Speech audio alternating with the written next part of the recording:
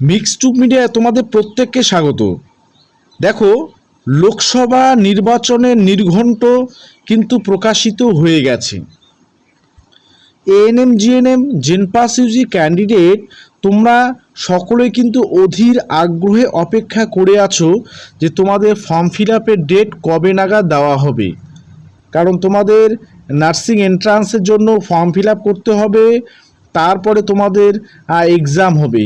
তো অধীর আগ্রহে কিন্তু সবাই অপেক্ষা করে আছো সেই দিনটির জন্য, কবে ঘোষণা হবে তোমাদের ফর্ম ফিল আপের ডেট বা ইনফরমেশান বুলেটিন কবে প্রকাশিত হবে।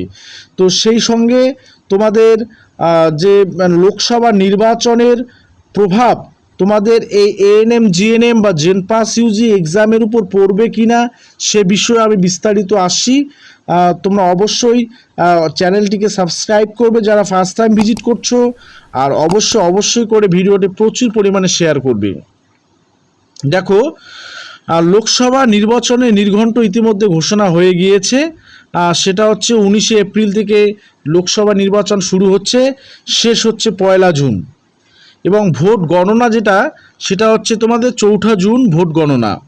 ঠিক আছে, দেখো, আর তোমাদের যে পরীক্ষাগুলো তোমাদের 30শে জুন আছে জেনপাস ইউজি, 30শে জুনের 30 তারিখ আছে তোমাদের জেনপাস ইউজি, আর তোমাদের জুলাইয়ের 14 তারিখ হচ্ছে তোমাদের এএনএম জিএনএম।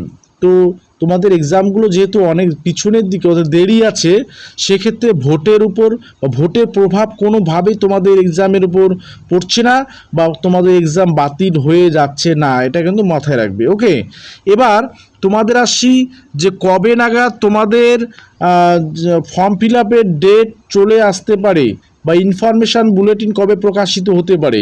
দেখো, এই মুহূর্তে সূত্র মারফত যেটা খবর পাওয়া যাচ্ছে, তোমাদের এই সপ্তাহের যে কোনো দিন, আবার ভালো করে বলছি, এই সপ্তাহের যে কোনো দিন তোমাদের কিন্তু ফর্ম ফিল আপের ডেট ঘোষণা হতে পারে।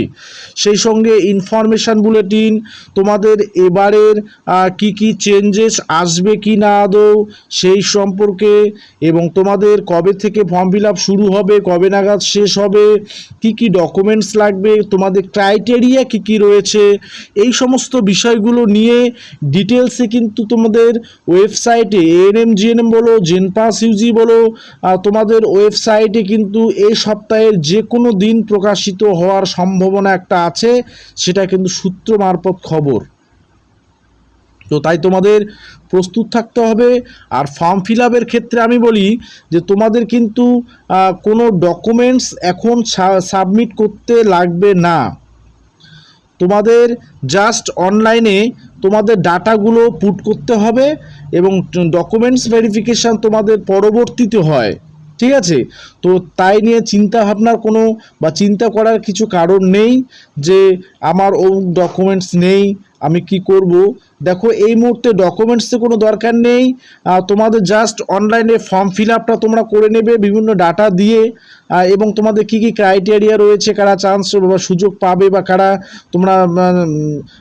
তোমরা অ্যাপ্লিকেশান করতে পারবে, সেই সময় অন্যান্য সমস্ত বিষয় কিন্তু ইনফরমেশান বুলেটিন প্রকাশ পেলেই তোমরা কিন্তু জানতে পারবে। ঠিক আছে, আপাতত এটাই খবর যে এই সপ্তাহের যে কোনো দিন তোমাদের এএনএম জিএনএম এবং জেনপাস ইউজির ফর্ম ফিল আপের ডেট ঘোষণা হতে পারে।